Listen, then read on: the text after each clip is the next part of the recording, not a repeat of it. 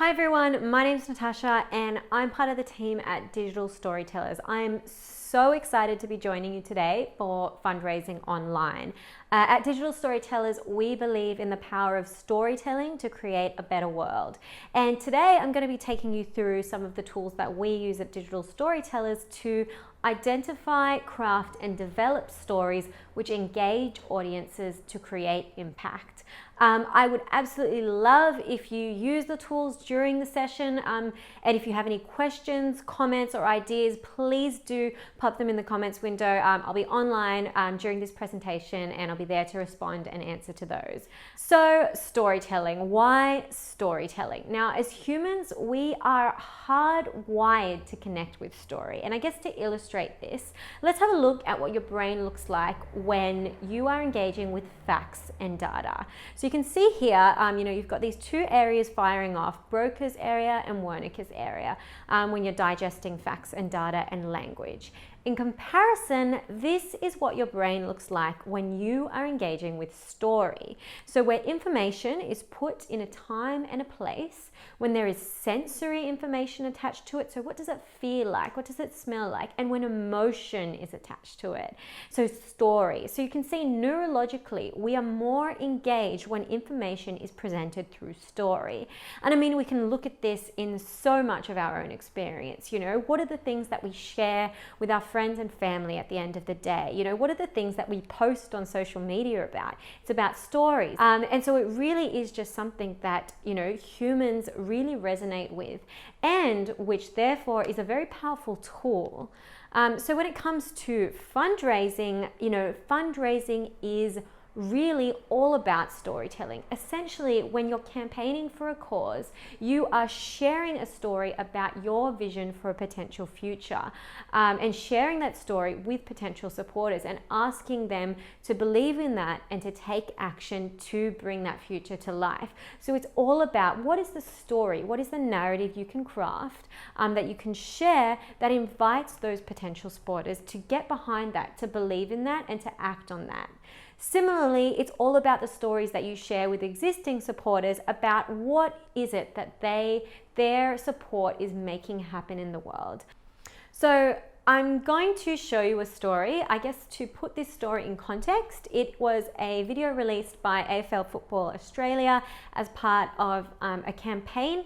There were, I think, 3 or 2 other stories that were released alongside it.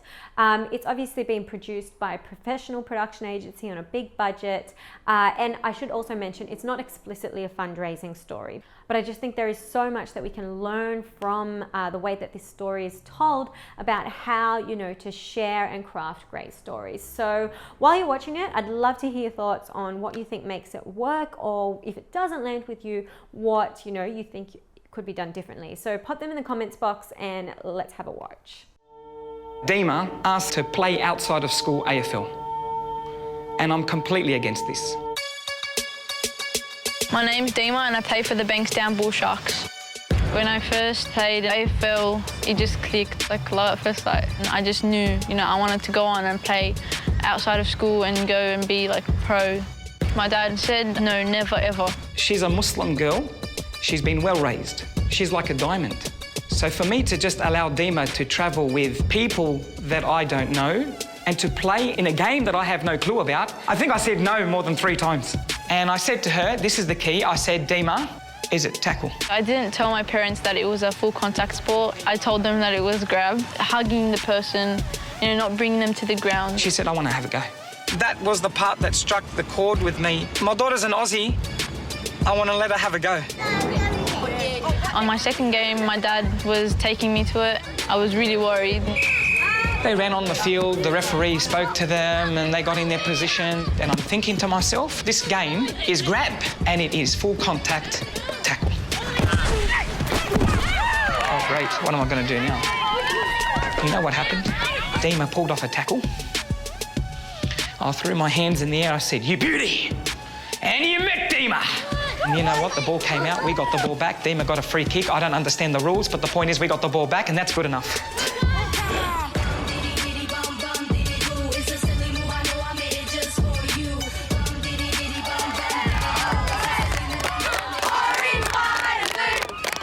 The whole reason I started AFL is because I love playing it, not because I want to go out and win. I'd love to win, but the feeling of AFL and being in a team, being part of something is more important to me. We have girls from all over, Fijian, Australian, Palestinian, Lebanese, Greek. Without the AFL, I wouldn't have that feeling of family. I never thought that I'd be playing AFL, and I never thought my dad would change that much to let me go out and play. Dima's inspired me. She doesn't know it. Not all dads come out and tell their little girl, I look up to you. You inspire me. I'd love to get into AFLW. I think that I could make it, definitely. I'm going to try.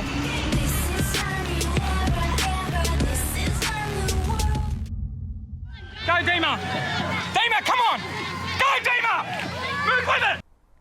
Okay, so there's quite a lot to unpack there.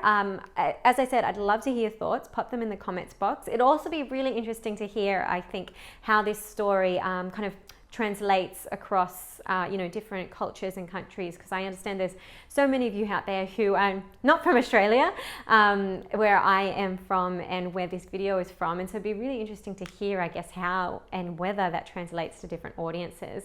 But yeah, so much that is powerful in there in terms of how personal stories can really engage, the journey that both the characters in there go on, these really beautiful moments in there around family, around community, around connection, and all through a not overly complicated story in there. There's 2 interviews and there's some beautiful footage that goes over the top, but we'll unpack that a little bit more as we go through the rest of the session. But obviously, great story ideas like this, they don't just kind of drop out of thin air. There's a lot of crafting and strategy that actually goes into creating a concept. So how can you start, thinking in this way? So here's where I want to offer up a tool for you to start doing this. This is the story canvas. It's something that we developed at Digital Storytellers based on the business model canvas to help, people, organizations, and communities to think more strategically about story. We found that when we were developing story ideas, we were asking a lot of the same questions. And so the idea is with this, similar to the business model canvas, that you could spend 10 minutes just getting ideas down, and then after that you could start to think about, okay, is my audience actually going to resonate with these key messages? Do the people and places that I think I want to feature in this story actually help convey these key messages? Is this call to action appropriate for achieving this tangible change in the world? And you can do all that before you actually go down the path of, creating a film or, doing a social media campaign. So it should be an iterative and light process. Similarly, I actually find it really helpful for when you're working in teams and literally getting on the same page about the story that you're telling. So, brainstorming this first before you actually go out there and, start sharing your stories with the world to make sure that you're aligned about, what you're actually trying to do here. So I strongly encourage you to, whether it's the end of this session or the end of today, or even if you want to press pause right now on the live stream, to actually have a go at filling this story canvas out for a story idea you might be working on for a current campaign or a future campaign. And yes, please do let me know if you do that in the comments. I'd absolutely love to, feedback on that. We also have an online version of the story canvas, so you can go to that link, download, either a blank PDF or fill out the online version, press refresh when it's not working together. So have a go at that and see just kind of what comes to life. Now, I'm going to go through each section of the story canvas and give you a few insights into how we at Digital Storytellers think about some of these sections. Okay, so let's start right up the top here with purpose. Why does this story need to be told? Now, this is one we ask a lot at Digital Storytellers. Often we have organizations come to us and say, we need a video. The first thing we say is, well, why do you need this video? And I'd be thinking about this on a bit of a deeper level than, we need this video to raise X amount of dollars. I'd be asking, why is it important to raise that amount of money? What is this going to enable in the world? And what are the deeper kind of driving values behind why this story needs to be told? Similarly, I'd be thinking about, why is this going to matter to your audience? What does this mean in their world and why should they care about this? How does this relate to their worldview and their values? Because when you can start to tap in that into that values-based messaging, that's really when you're going to resonate with people on a heart level and when you're really going to connect with them deeply. Now, I guess if we think about this in terms of Dima's story, you might say that, you know, on a tangible level, maybe the story was put out there to encourage more young girls and young women to play AFL. But on a deeper level, it's about kind of opening up and broadening what it means, you know, and who is seen as an AFL player and who is part of that community, and really shifting that understanding. It's also about, you know, family relationships and community. And that is why, even though we may not have had Dima's life experience or her dad's life experience, we can still connect with that story because it draws on these deeper values that are quite universal. Now, there is no better advocate for, you know, tapping into the why in your messaging than Simon Sinek. And if you haven't already, I strongly encourage you to watch his talk, How Great Leaders Inspire Action and the Power of Why. He kind of talks about how, you know, the most powerful communicators in the world, you know, the Martin Luther Kings, the Steve Jobses of the world, you know, they, you know, broaden their messaging to talk not just about what they're doing or how they're doing it, but the deeper values behind why they're doing it. And Apple is such a great classic example. So really, I encourage you to watch that and just have a think about how you might embed that in some of your messaging and some of your storytelling that you're doing for your project, cause, or organization. Okay, so let's jump down to the bottom of the story canvas. Now, this is where we start to look at outcomes and indicators, or, you know, the tangible impact that you want your story to have in the world. So outcomes being more high-level changes that we want to see. When it comes to fundraising, this one is actually really easy to think about because you'll know whether your storytelling is effective or not by whether or not you're actually, you know, raising the funds that you need to raise, reaching the targets that you need to raise. But I guess you can also break that down into measurable indicators in terms of your storytelling effectiveness by thinking about, you know, how many people actually click through to, you know, the campaign page after watching my story. How many people actually watch to the end of the video where the call to action is. So just be thinking about what are those specific measurables that will let me know whether or not this story is effective, and then that will help you know what type of storytelling you may need to or not be doing in the future. Okay, so audience. This is a huge one, and as you may imagine, often when we ask our clients, okay, who's the audience for this? The first instinct is to say, everybody is the audience for this. We want it to go viral. But I would argue that your audience is never going to be everyone. It's always going to be able to be, you know, made more focused, whether it's by geographic area, whether it's by, you know, age or demographic, or even worldview. So really think about how you can narrow that down, because the more targeted you can be with who your audience is, the more likely you're going to be able to craft a story that actually resonates with that particular audience. We often like to break this down into primary audiences and secondary audiences. Primary audiences being, you know, the main audience that you'd like to reach, and secondary audiences being, okay, we'd like to reach them, or this story may, you know, end up in front of them, but they're not kind of going to be the main determinant when we're making decisions around how we put this together. You may also think about this in terms of, you know, am I trying to move my audience from being unaware to aware of this story or cause, aware to engaged with this story or cause, or engaged to really actioning and championing this story or cause? Because it's going to be very different stories that you would tell to different parts of that audience. And you're never necessarily going to move someone from being unaware to championing something, you know, at the drop of a hat, or, you know, at the end of a 2-minute video. So really be thinking about, okay, how am I moving the audience along this journey? So thinking again about Dima's story, I would actually argue that that story was targeted at a more broad audience, and trying to move them from being unaware or aware but disengaged to engaged with AFL. If you look at the other stories that were part of that campaign, they're much more focused on the AFL side of things. I think that it was very be, targeted to an Australian audience, which kind of knows the, the context in which AFL is played, knows what, the traditional media's portrayal of who an AFL player is, because it's really tapping into those expectations and subverting them. So there is a real awareness around who the audience is for that story, and depending on who watches that, which is why I'd be so curious to hear your thoughts around it, it may land or it may not land well with that audience.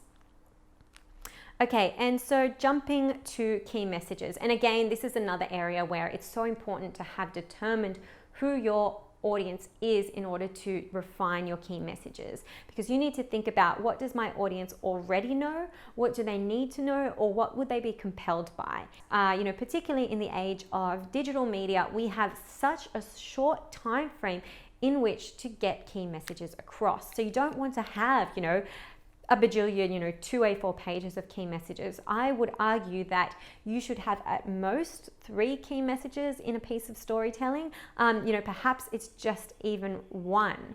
One last tip on key messages is that you'll really want to balance the pathos, logos, and ethos in terms of the messages that you are conveying. So how are you tapping into your story in an emotional way? How are you drawing on, some of that rationality and logic and data? And also how are you establishing the credibility of, your organization or the person who is the storyteller.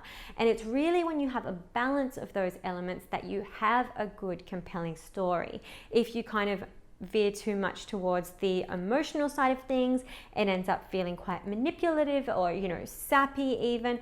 On the other hand, if you veer too much towards kind of using logic and data in your storytelling, it ends up just kind of being almost like a rational argument, which, as we looked at before, really just doesn't land and connect with people in a heart space. So how can you really balance those?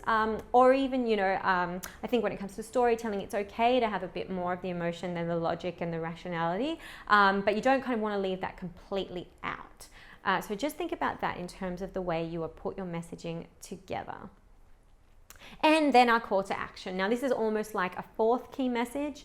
So when it comes to fundraising, often this is to donate or get behind the campaign.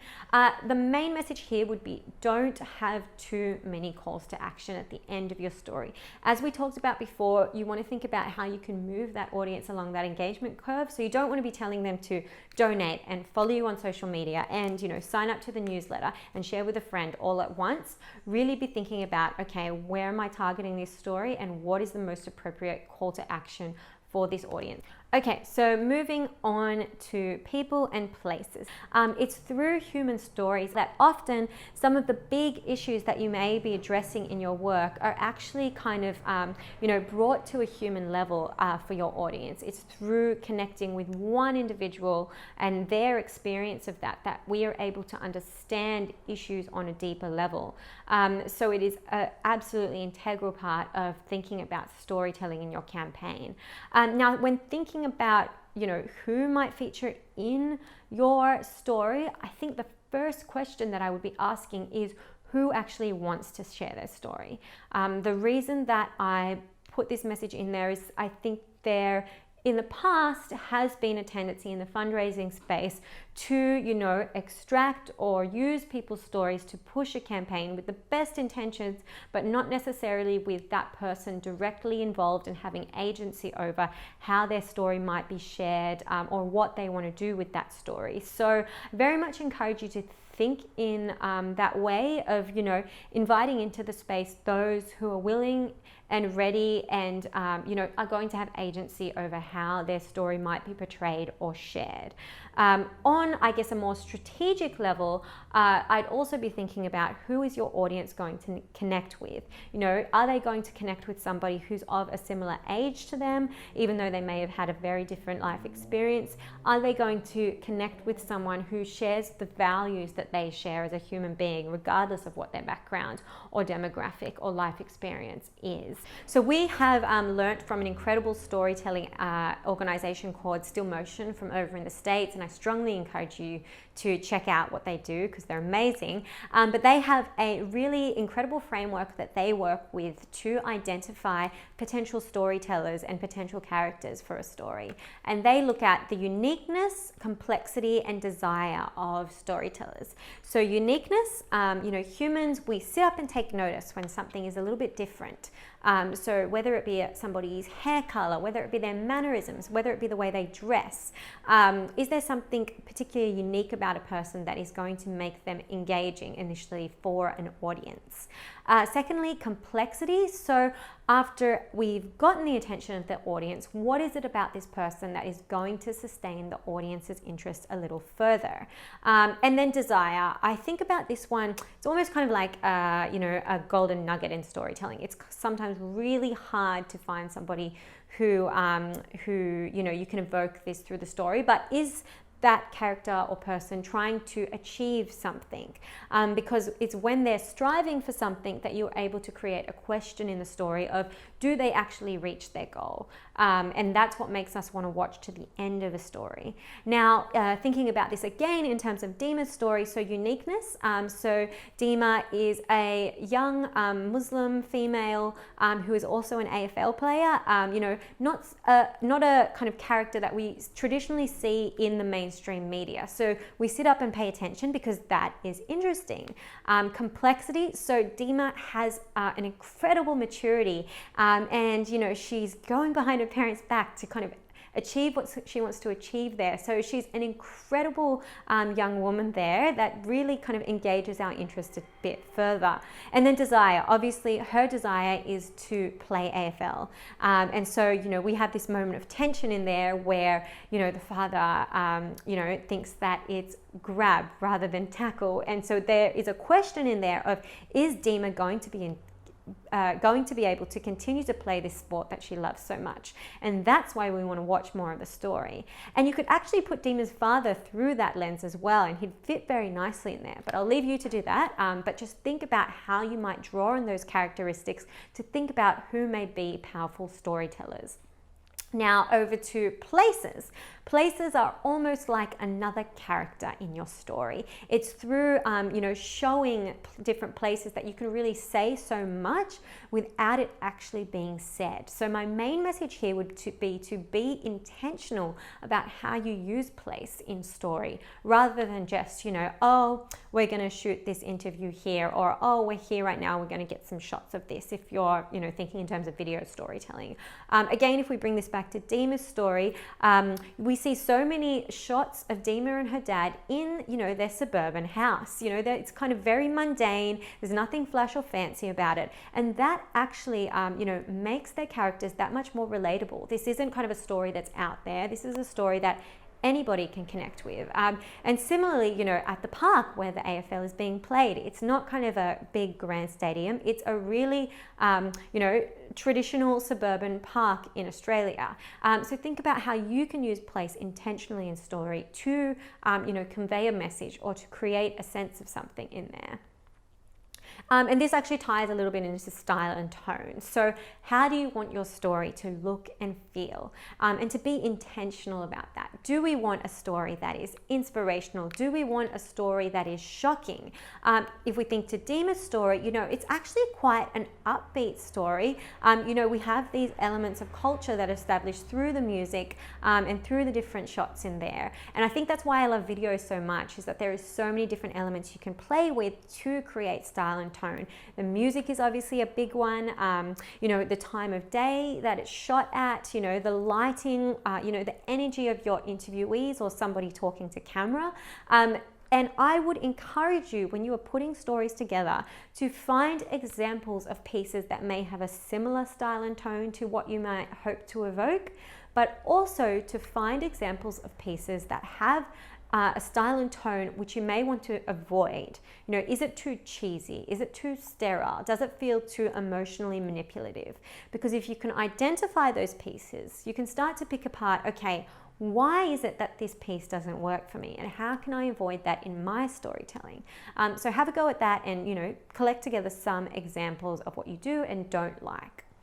Now the final box of the story canvas, campaign. Now, I think this one is, natural to a lot of fundraisers, but it's just thinking about how is your story actually going to get out there in front of the audience that needs to see it, rather than sit on a website and wondering why nobody's actually, engaging with it.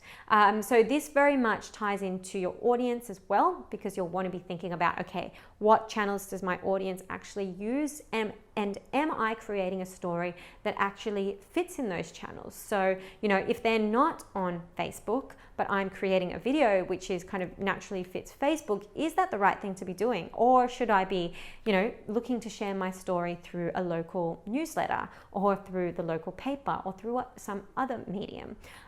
Now, at this point, it would feel like you have kind of all the different ingredients of a strategic story, but how do you actually put that together? Or how do you, craft that center box story, which we haven't touched on yet?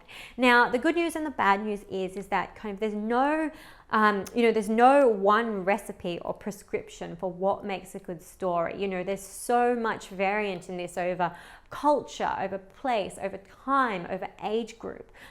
So what we're going to touch on now is one story structure, which, has seemed to have a lot of success and really resonate with people across different times and culture. But I really want to flag that this is not the only story structure that you should or could work with, and that actually some of the most powerful stories happen when the conventions or the structures are turned on their head or turned inside out. So strongly encourage you to put your story through this structure, but then maybe turn it upside down.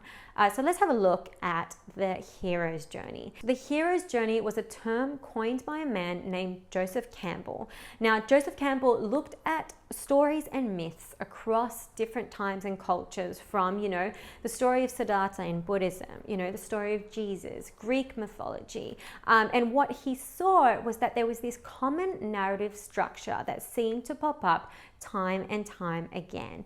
And this was the hero's journey. Now, we can see this in the modern age in so much of what Hollywood does.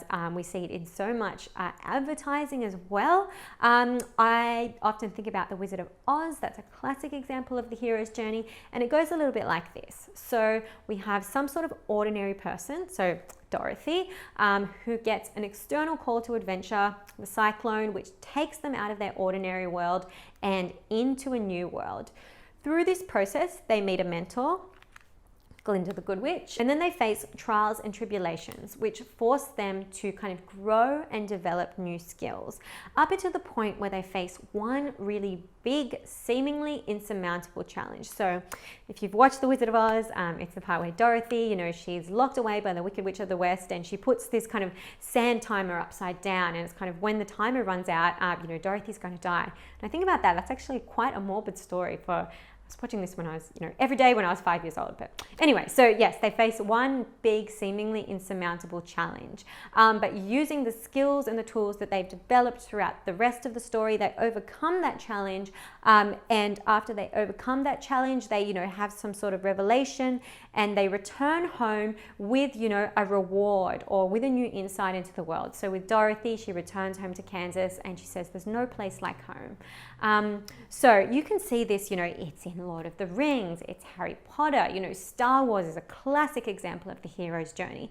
But we can also see it, you could look at Dima's story in this way, very much so in this way, and her dad's actually. There's kind of two parallel hero journeys going on there.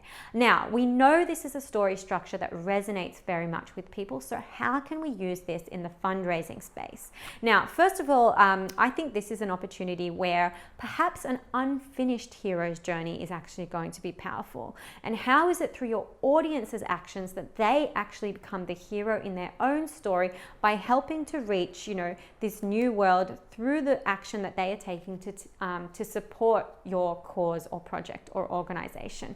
So that's one way to look at it, thinking about how your audience can actually step in and help your organization take that, long walk home to this new future, which you are sharing through your story. The other thing I would really encourage you to think about is, Where do you think your organization or project or cause lies, or what role would they have in this hero's journey? Now, I see so many stories where, the CEO or the organization is the hero of the story, but really you want your organization to be in the role of the mentor. How is it that you can support the audience to be their own hero in this story? So just really be thinking about playing that role. Again, I mean, if we think about this in Dima's story, the role of AFL in there really played a background role for facilitating this beautiful relationship and this beautiful community, rather than being kind of the front and center, hero of the story. So think about how your project, cause, or organization can be the Yoda and not necessarily the Luke Skywalker in the story. Now, I'm going to leave it there. There's so much that we could get into in terms of different story types, different story techniques, but that's all we've got time for today. Very much encourage you to, just have a go at putting some of these stories together. I'd love to hear from you and how you go, and if you have any questions or comments, please do reach out to me. Quick message from Fundraising Online. Don't forget to fill out the evaluation for this session. I'd love to hear what you found useful or what you didn't find so useful. But apart from that, enjoy the rest of the sessions. This is such a great opportunity to connect and to skill up and to learn new skills. I look forward to connecting with you, in some way, shape, or form in the future. My name's Natasha, and I'm from Digital Storytellers. Thank you.